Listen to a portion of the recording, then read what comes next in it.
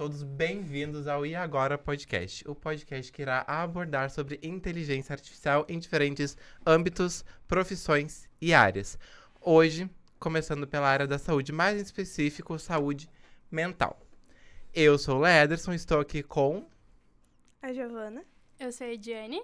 Nós somos estudantes de jornalismo. E para enriquecer esse nosso papo, a gente trouxe uma psicóloga. Por favor, se apresente para nós, Fabiane. Então, boa noite, gente. Obrigada, primeiramente, pelo convite.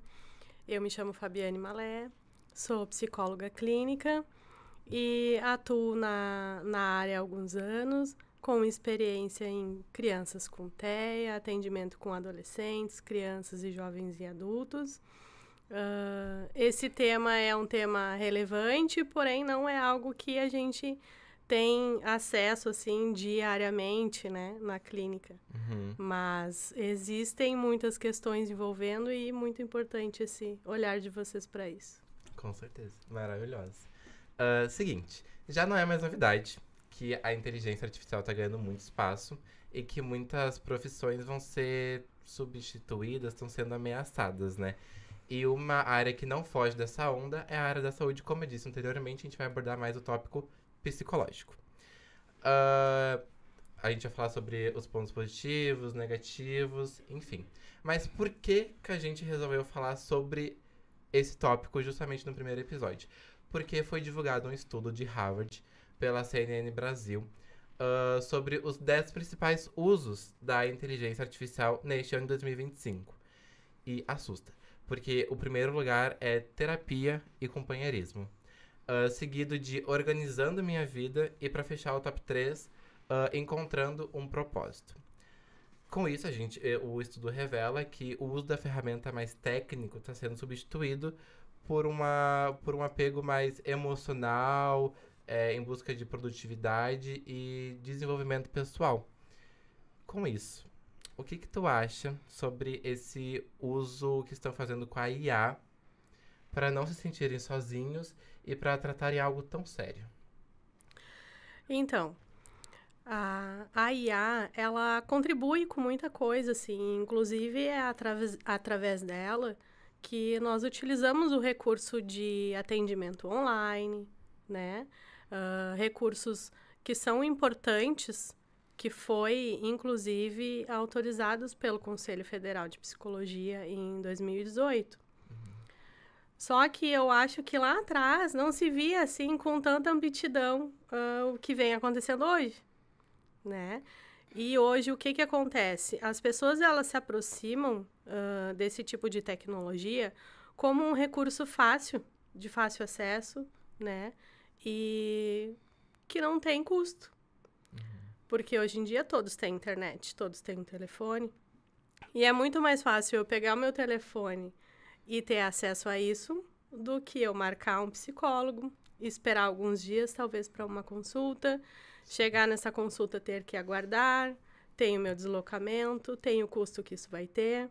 Então, se a gente for pensar em custo-benefício, acaba acarretando em mais atendimentos dessa forma, né? As pessoas utilizam esse recurso pela rapidez, né? A agilidade está ali na palma da minha mão. Praticidade, né?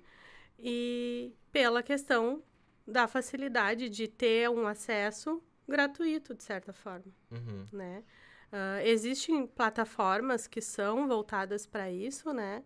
Mas nem todas são confiáveis a ponto de realmente te dar ali um diagnóstico, te dar um apoio que realmente é necessário, né? Aquele apoio que o psicólogo é preparado para dar. Sim, concordo. E, na prática, a IA não tem limites, né? Então, na tua opinião, qual deveria ser o limite, assim, estabelecido para essa relação de companheirismo e de psicologia online? Então, eu acredito que deveria ser cuidado com filtros, né? Deveriam haver algum tipo, assim, de pareamento para que as coisas funcionassem de uma maneira com cuidado com relação a questões mais sérias. Por exemplo, se um adolescente, né, está acessando, como que vai ser monitorado isso? A família sabe que esse adolescente está acessando? Por que esse adolescente está acessando? Né? Como que essas plataformas investigam isso? Tem esse cuidado? Existe? Será que existe? Eu acredito que não exista. Né? Sim. E como tu acha que a gente conseguiria impor esses limites? Uma ajuda governamental? Alguma coisa assim? Sim, eu acho que deveria ter alguém que regulamentasse essas plataformas de uma forma que tivesse esse cuidado e esses filtros, né? Filtros de acesso, se a família está autorizando esse adolescente, essa busca, né? E o motivo. O motivo é essencial. Porque eu buscar uma plataforma dessas porque eu tenho uma ideação suicida é muito diferente de eu buscar uma plataforma dessas porque eu preciso de ajuda para emagrecer ou para outros fins. Indo um pouco para esse gancho que o Lederson comentou, quais tu acha que sejam os malefícios disso, sabe? Porque temos vários casos de gente que se suicidou, né? Antes da gente... Quando a gente estava montando um pouco desse roteiro, das perguntas que a gente ia fazer para ti, a gente testou o ChatGPT. A gente usou ele como uma terapia mesmo, para ver o que ele ia falar pra gente. E a gente viu que eles mudaram um pouco algumas diretrizes em relação a isso. E eles ficaram dizendo pra gente procurar o CVV, que a gente não deveria cometer nada de errado e tal. Mas existem casos que realmente o pessoal usou o ChatGPT como terapia e acabou tirando sua própria vida, né? Quais são os malefícios que tu vê em relação a isso, sabe? Porque tudo bem que tem todo o deslocamento, aquilo que tu falou da questão de ter um deslocamento, ter que pagar um psicólogo, e às vezes o acesso é muito mais fácil, né? Mas tem gente que usa e que vai acabar usando porque é fácil. Quais malefícios tu vê em relação a isso? Acho que muitos, né? Inclusive, para a gente começar essa conversa, a gente tem que ir lá na família, né? Porque se estamos falando de adolescentes, jovens adultos, qual a probabilidade desse adolescente entrar em contato com a família e pedir ajuda? Né? Pouca. Assumir que não está bem, né? Porque muitas vezes a família não tem esse olhar de que o filho está trancado no quarto. Por que está trancado no quarto? O que está fazendo no quarto? Por que chegou da escola e foi direto para o quarto e não está tendo contato mais com a sua família? Esse adolescente, ele não está sendo ouvido. Essa criança não está sendo ouvida.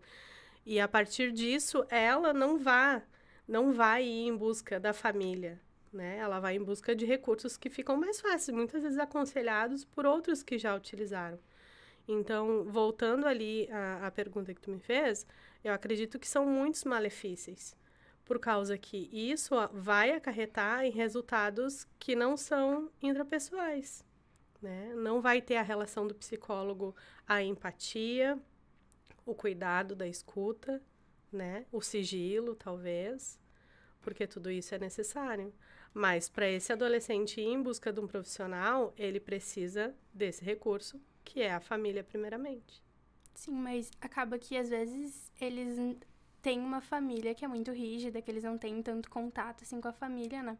Até mesmo os amigos têm, querendo ou não, hoje em dia melhorou muito isso, mas tem muito aquilo ainda de, eu não vou para psicólogo porque é coisa de louco. Com certeza.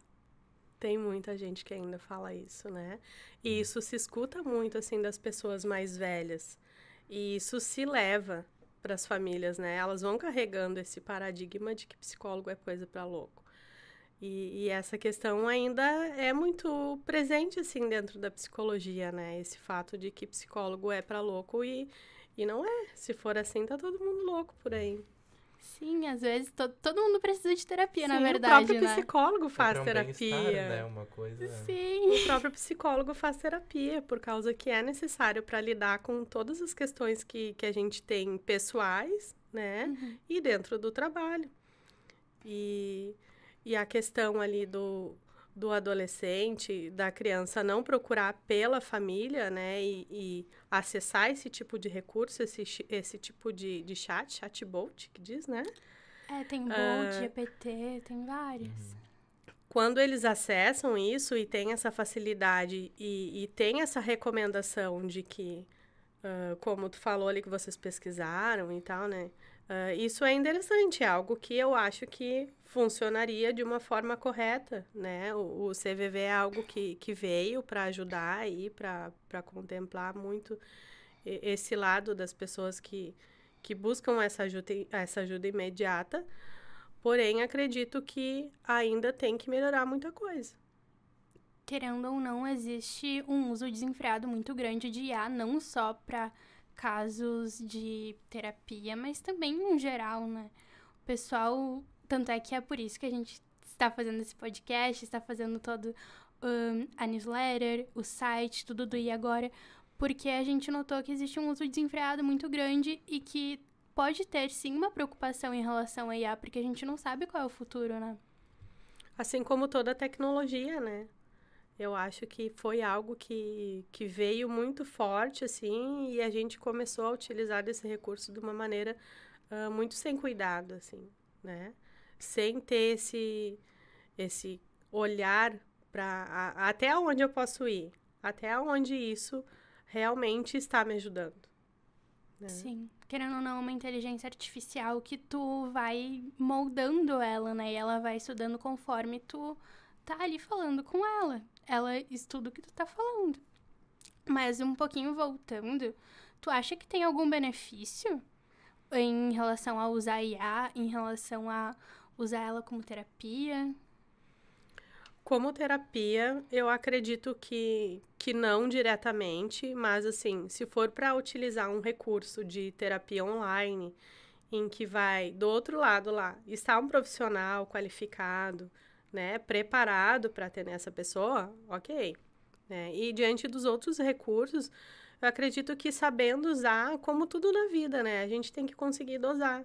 Se vai saber usar, se vai usar com cuidado, né, não vai lá. Vocês aí, por exemplo, né, vão fazer um trabalho da faculdade, vão jogar lá no IA, pronto. E o cérebro de vocês? Porque vamos falar de cérebro agora, né?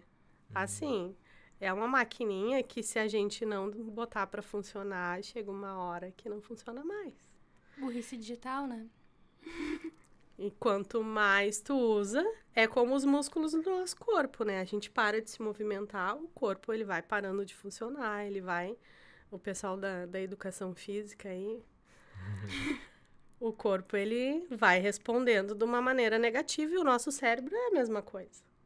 Né? Quando a gente para de usar ele e facilita muito ali no uso de telas, vai gerar um estresse, vai gerar muita coisa que não é legal e esse cérebro ele vai deixando de funcionar como deveria. Querendo ou não, o cérebro é um músculo, né? Sim. Então, isso se fala muito até em crianças, de proteger as crianças das telas até os 2 anos, eu não sei, acho que é 2 anos, né? Querendo ou não, as crianças... De preferência usam... a vida toda. Querendo ou não, as crianças estão cada vez usando a internet muito mais cedo, né? E isso vai, provavelmente, ter um impacto no futuro, né?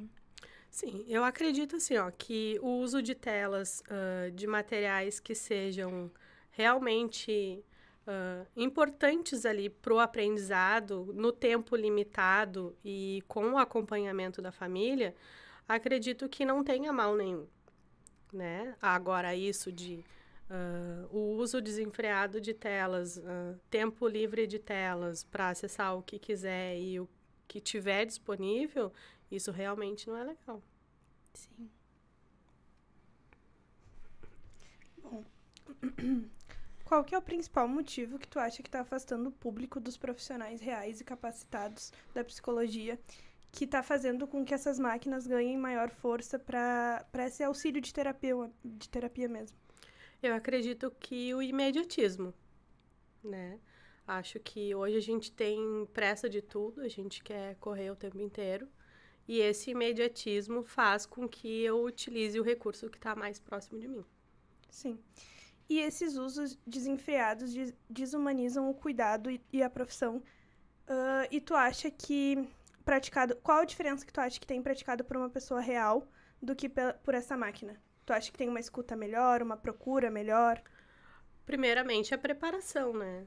É um profissional que está preparado para receber esse paciente com empatia, com cuidado, né? O acolhimento, coisas que ali no IA ou em qualquer outro chat vai ser diferente, né? Porque Sim. tem a frieza da máquina, né? E é necessário um humanismo nesse momento, para que eu te olhe no teu olho e te escute e entenda o que tu tá passando naquele momento. Sim. E como que a gente pode conscientizar o público para não criar uma dependência emocional na inteligência artificial? Qual que é o maior desafio do combate a essa dependência para os psicólogos? Eu acho que o maior desafio é não ter recurso contra isso. Porque, assim, tá ali na palma da mão de todo mundo, como já falamos, né? E vai muito do entendimento de cada um, do que cada um quer para si naquele momento. Então, isso tem que ser consciência individual, né? Tem que ser falado, assim como vocês estão fazendo esse momento aqui, né? Acho que a divulgação disso tem que ser necessária, tem que ir para as mídias, porque não é uma brincadeira, Sim. né? Não é algo ali que eu tô fazendo uma pesquisa boba para saber algo rápido, né? É sobre os meus sentimentos, sobre o que eu tô passando naquele momento. Sim. Com o papo de hoje, o que tu acha que a IA pode ser mais complementando o teu trabalho? E o que ela te atrapalha? Bom, ainda hoje, por acaso, eu vi um anúncio, né, sobre um programa que ele auxilia os psicólogos, né? Eu até nem procurei saber muito, assim, mas eu vi e achei interessante, assim, talvez trazer, né? Que ele cuida do teu consultório digital, da tua agenda, né, dos teus horários, respondendo, inclusive, as pessoas no WhatsApp, não deixando ninguém em fila de espera. E eu achei isso interessante. É um recurso, assim, que até dá para, de repente, dar uma estudada, ver realmente como que funciona. Pode ajudar na Mas profissão. se for, né, eu acho que é algo que talvez seja interessante. Sim. E o que atrapalha? O que atrapalha é a questão das pessoas terem acesso a isso com uma facilidade muito grande, né? Sem ter esse filtro, sem ter a responsabilidade de que isso seja monitorado realmente por pessoas de fato. Sim.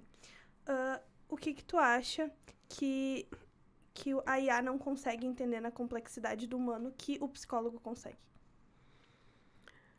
A empatia.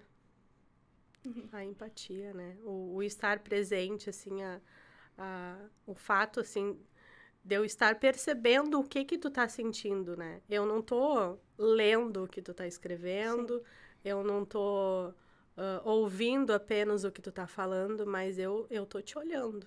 Eu tô percebendo todas as informações corporais que tu tá me trazendo. E isso também é importante.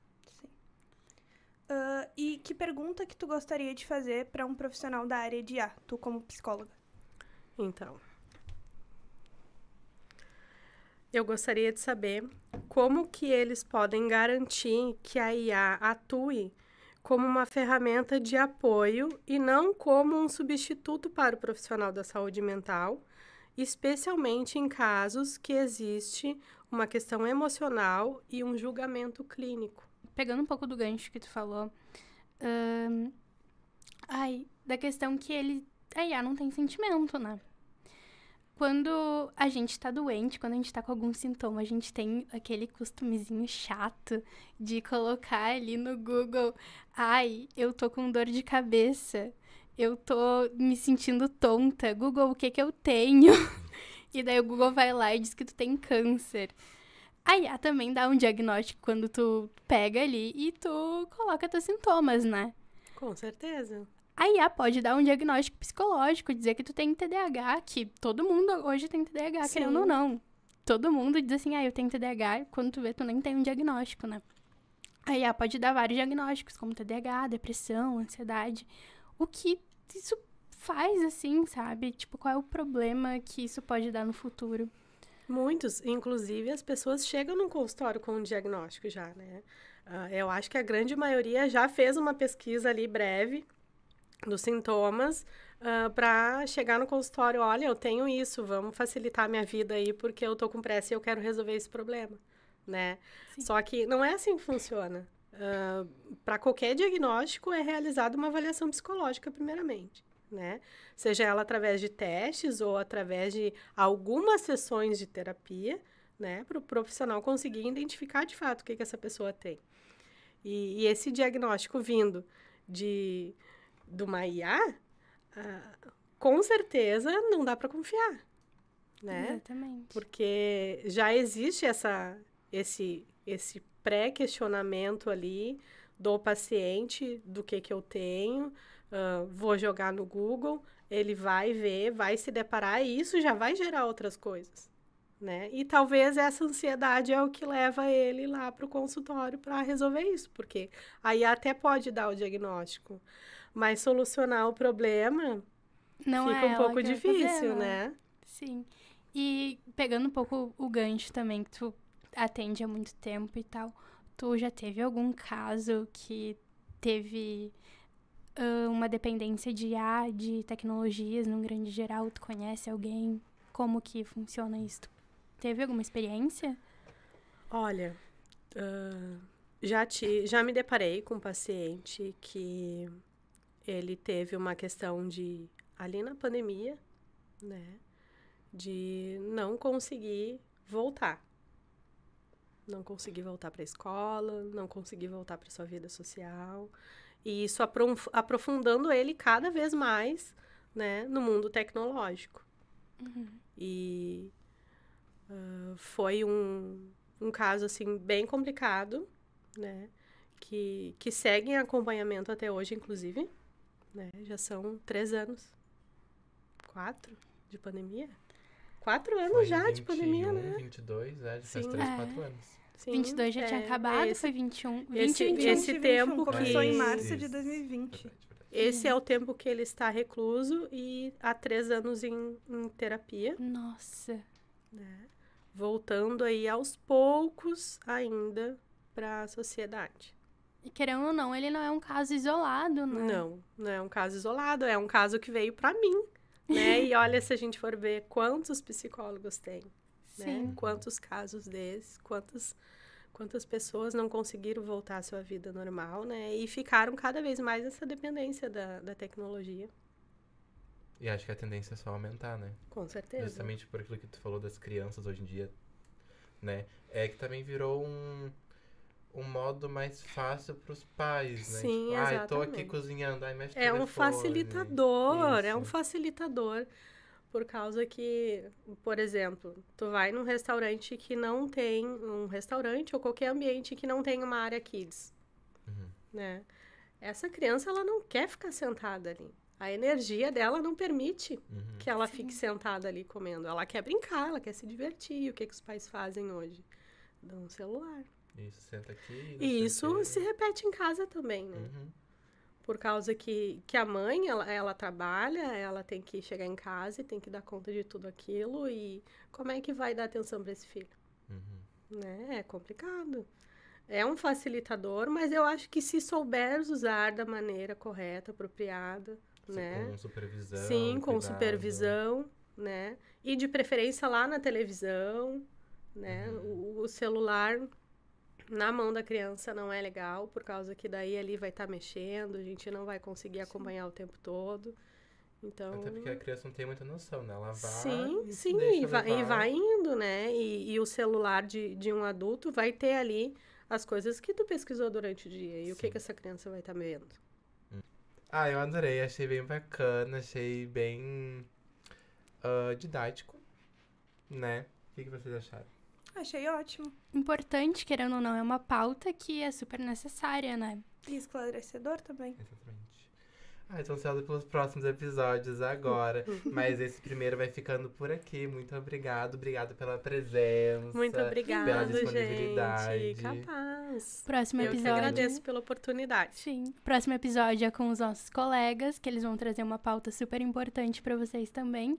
A gente fica por aqui. Até o próximo E Agora Podcast. Até. Tchau, Tchau. Tchau.